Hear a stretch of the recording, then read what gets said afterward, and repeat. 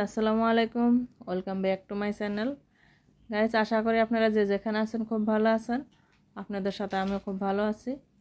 তো গাইস, আজকে একটু অন্য ধরনের পাস্তা তৈরি করব, একদম হোটেলের মতো পাস্তা। তো চলুন গাইস, শুরু করি আজকে রেসিপি। এখানে নিয়ে নিলাম একটা টমেটোটা সুন্দর করে কুচি করে নিব।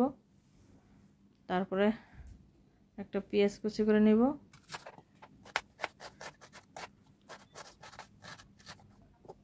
তো গ্যাস হয়ে গেছে পেঁয়াজ কুচি করা। এখন এখানে নিয়ে নেব পাস্তা, ধনিয়া পাতা কুচি, পেঁয়াজ কুচি, কাঁচা লঙ্কা কুচি আর টমেটো কুচি। তো গ্যাস আজকে পাস্তাটা আমি ফ্রাই প্যানে তৈরি করব না, আজকের পাস্তাটা আমি কুকারে তৈরি করব।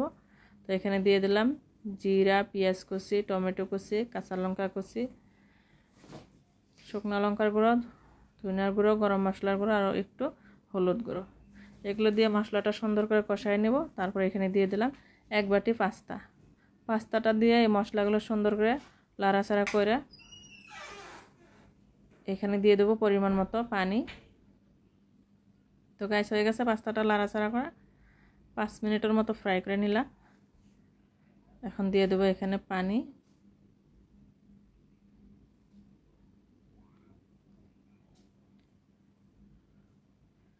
এক মগ পানি দিলাম, দিয়ে এগুলো আরও একটু লাড়াচাড়া করে একবার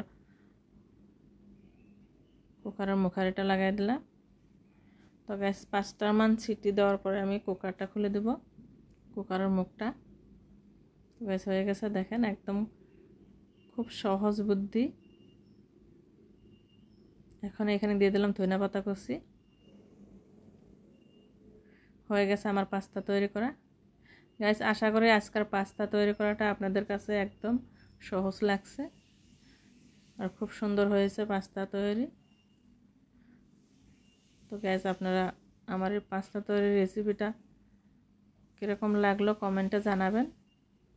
যদি আজকের রেসিপিটা আপনাদের একটু ভালো লেগে থাকে, আপনাদের একটু উপকারে আসে, তো আমার চ্যানেলটাকে সাবস্ক্রাইব করবেন, লাইক কমেন্ট শেয়ার করবেন। আর আপনারা যারা আমার ফেসবুক পেজ থেকে দেখছেন তারা আমার ফেসবুক পেজটা ফলো করবেন প্লিজ। দেখেন গাইস কত সুন্দর হয়ে গেছে পাস্তাটা, একদম 5 স্টার হোটেলের মতো হয়ে গেছে।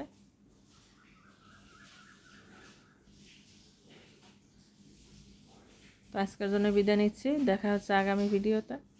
খোদা হাফিজ।